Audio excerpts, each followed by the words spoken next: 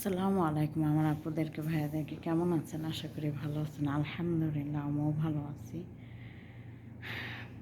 সবাইকে শুভ সকাল। এখন সকালবেলা, সকাল কয়টা বাজে? সকাল সাড়ে ছয়টা বাজে। লাইটের আলোগুলো কেমনই যেন অন্ধকার দেখা যায়। সবাই কেমন আছেন? আশা করছি সবাই ভালো আছেন। যে যেখানে আছেন সুস্থ আছেন, ভালো আছেন। আর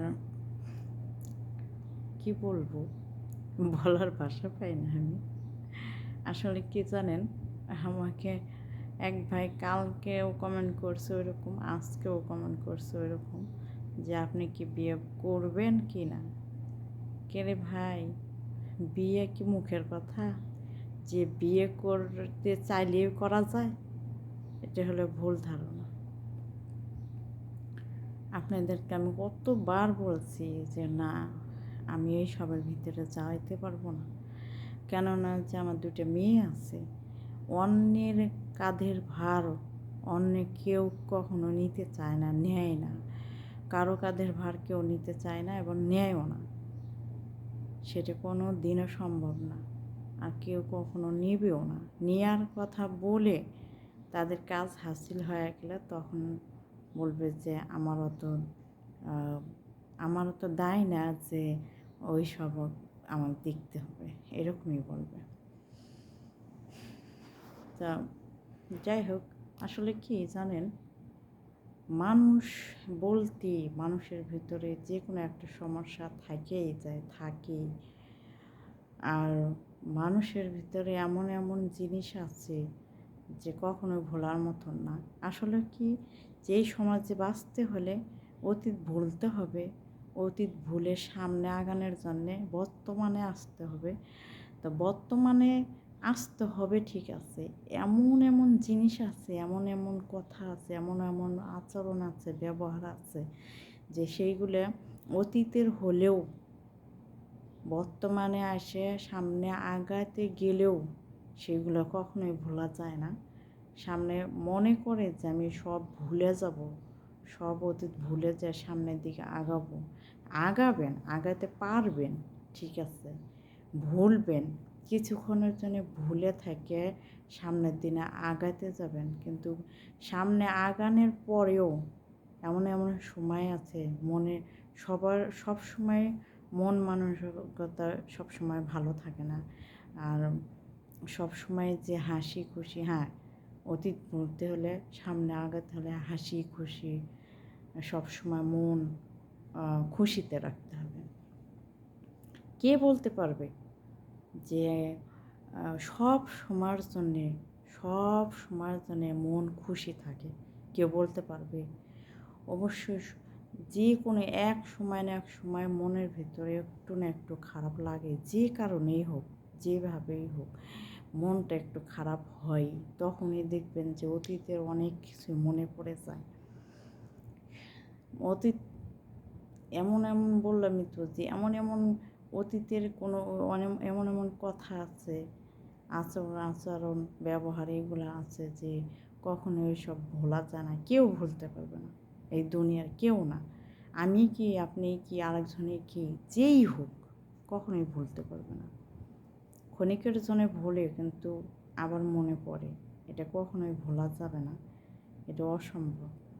তা আমি চাই না যে কেউ আমাকে এই ধরনের কথাবার্তা বলে মন খারাপ করাইয়া আমার অতীতকে মনে করে দেখ। এমনিতে তো অতীত আমার জীবন থেকে কখনো মুছবে না, মুছতে পারবো না। কেন যে আমার সাথে যে ঘটনাগুলো ঘটছে, যে দৃশ্যগুলো আমার সাথে ঘটছে, আমি যা যা দেখছি আমার চোখে, আমার বিয়ের পর থেকে আমি ওই বাড়িতে যেভাবে থাকছি, যেটুকু সহ্য করে থাকছি আমি, আমার সাথে কেমন আচরণ ব্যবহার, কে কেমন করছে, সব কিছু আমার ভিতরটায় আছে, ঠিক আছে। আমার সন্তানেরা কীভাবে বড় হয়েছে, কীভাবে আমি বড় করছি, সব কিছু আমার ভিতরে অনেক কষ্ট জমা হয়ে আছে। আমি চাই না দ্বিতীয়বার আমি আর কোনো কষ্ট পাই। আমি কষ্ট পাইলে হয়তো আমি আর কখনোই বাঁচতেই পারবো না এই দুনিয়াতে। আর আমার দুটো মেয়ে, আমি চাই যে আমার দুটো মেয়েকে নিয়েই আমি অনেক এখন ভালো আছি, অনেক ভালো আছি, খুশিতে আছি। আর আমার দুটো মেয়ে যদি শান্তিতে থাকে, সুখে থাকে, আমার মেয়েদের মুখের হাসি দেখলেই আমার অনেক শান্তি লাগে। আমি আমার মেয়েদের হাসি মুখটা আমি কখনোই আমি বেজার করতে পারবো না। বিয়ে বসলে তো বসাই যায়, কিন্তু আমার মেয়েদের অনেক কষ্ট লাগবে মনে। আমার মেয়েদের মনে কষ্ট দিয়ে আমি কখনোই সুখী হতে পারবো না। যেমন ওর বাবা কখনোই সুখী হতে পারে না। এখন বুঝতে পারে যে কী করছি আমি জীবনে, কেন এমন ভুল করছি, ভুল বুঝতেছে এখন। এখন বুঝে কোনো লাভ নেই, কেননা যে আসলে আমি আর আগের ভিডিওতে বলছি যে আমি যেমন নরম তেমন কঠিন। কেন যে সব জায়গায় নরম হওয়া যায় না, সব জায়গায় কঠিন হওয়া যায় না। আমি মানুষকে যেমন ভালোবাসতে পারি তেমন দূরে সরাতেও পারি। শুধু যে সন্তান কন, স্বামী কন, বোন কন, ভাই কন, আত্মীয় স্বজন যেই কর না কেন, যে আমার মতন আমি তাকে ভালোবাসতে, কিন্তু আমার কথার অবাধ্য হলে আমি কাউরেই আমি চিনি না, সে যেই হোক না কেন, কাউকেই না। হ্যাঁ, আমি অনেক কষ্ট করছি আমার জীবনে, আমি অনেক কষ্ট করছি। আমার বাবা গরিব ছিল দেখে আমার বাবা আমাদেরকে নিজের কাছে রেখে বড় করতে পারে নাই, লেখাপড়া শেখাতে পারে নাই। অন্যের বাড়ি থেকে যেটুকু শিখতে পারছি আলহামদুলিল্লাহ, ওইটুকু আমি দেখেন আজ কত বছর আগে আমি যেটুকু লেখাপড়া করছি ওইটুকু যে আমি আমার মনের ভিতরে ধরে রাখছি, ওইটুকু নিয়ে যে আমি চলতেছি, এটাই আলহামদুলিল্লাহ।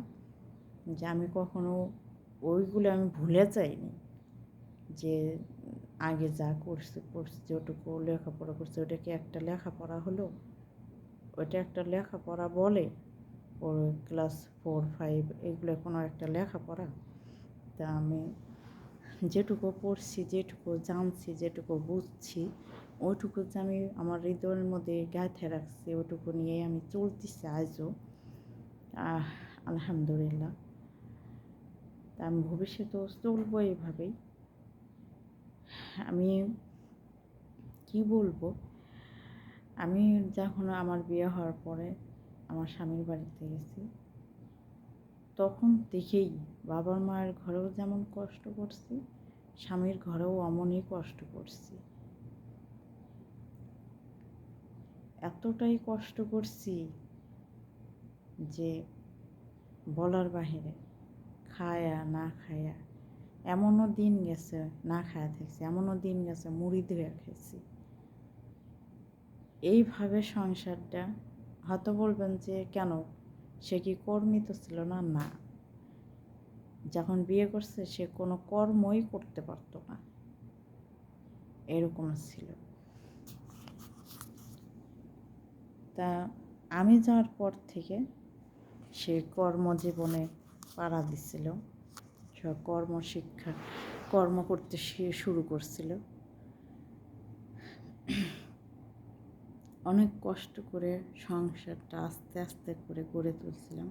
আমার শ্বশুরে এমনি জমি জমা ছিল কিছু, একেবারে যে নাই তা না, বাড়ির জায়গা ছিল 1 বিঘের মতন, আর অনেক জমি ছিল। কিন্তু আমার শ্বশুর আগেকারের মানুষ তো কোনো কর্ম করতো না, ওই জমি চাষবাস করতো, ওইগুলোই খাইতো। মেয়েদের বিয়ে দিছে, ওই জমি বেচে বেচে মেয়েদেরকে বিয়ে দিছে।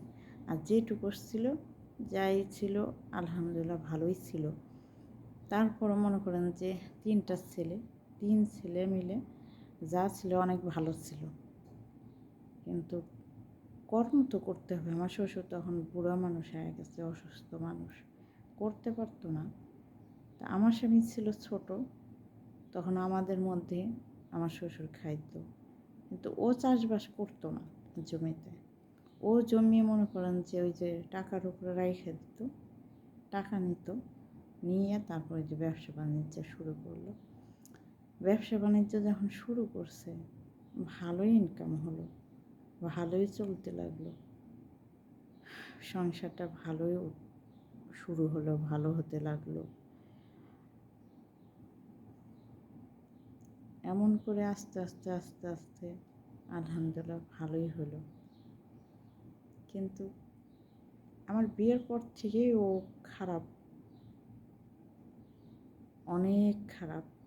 তবু যেটা হয়ে গেছে সেটা তো, বিয়েটা তার ছেলে খেলা না, পুতুল খেলা না যে খেললে খেলাম, না খেলে না খেলাম। আমি অনেক ধৈর্য ধরে ছিলাম, মনে করতাম যে মেয়েদের বিয়ে জীবনে কয়বার হয়? একবার। মানুষের জন্ম, বিয়ে, মৃত্যু, এই তিনটে জিনিসই মানুষের মেন। আমি এটাই ভাবতাম যে মানুষ, মেয়ে মানুষ হয়া কপালে যা আছে তাই হবে, যত খারাপই হোক। আমার জীবনে যা একবার ঘটে গেছে ওটাই থাক, দেখি ভালো হয় নাকি। এই দেখি দেখি করতে করতে দুটো সন্তান হলো, তবুও ভালো হলো না। সন্তানেরা হলেও ও ভালো হলো না। আর কি করার, আমারই ভুল হয়েছে হয়তো, আমি বুঝতে পারিনি যে আমার কপালে ওর ঘরের আর ভাত হবে না শেষ কাণ্ডালে। দুটো সন্তানেরও কষ্ট, আমারও কষ্ট। যদি এগুলো ভাবতাম, আগে যদি জানতাম, তাহলে অনেক আগে ওর কাছ থেকে চলে আসতাম। জীবনে যা হয় হলো হয়নি, কিন্তু আমার মন ওই যে বললামই তো, যে আমি একবারই বলছি যে মেয়ে মানুষের বিয়ে আর কয়বার হয়? সব মেয়ে মানুষও তার এক কথা বলবে না, তাই না? আমার জীবনে অনেক অনেক কিছু ঘটে গেছে, এইসব বলতে গেলে দিনটা 24 ঘন্টা শেষ হবে না। অনেক কিছু হয়েছে। কোনো নারী কখনোই স্বামীর ভাগ অন্যকে দিতে চায় না। আর আমার স্বামী আমার সামনে আমার দ্বিতীয় সন্তানটা যখন হলো, তখনই ও একটা বিয়ে করে নিয়ে আসলো বাড়িতে। আমি অসুস্থ মানুষ, ও বিয়ে করে নিয়ে আসছে। তখন আমার কুল কেনারা মনে হয় শেষ হয়ে গেছিলো। আমার সামনে আমার স্বামী অন্য মেয়ে নিয়ে এসে অন্য ঘরে থাকে, আমার খোঁজ খবর নেয় না। কে সহ্য করতে পারবে এরকম? পারবে কেউ কখনো? ওই অসুস্থতায় অবস্থায় অজ্ঞান হয়ে হয়ে পড়তাম শুধু, যে কী করলো। বাহিরতে যা করছিলি, কিন্তু তুই যে শেষ কাণ্ডালে বিয়ে করে বাড়িতে নিয়ে আসবি আমার সামনে, এটা আমি কখনোই ভাবিনি। মেয়েটাকে যখন নিয়ে আসছে তখন এতটা খারাপ লাগছে।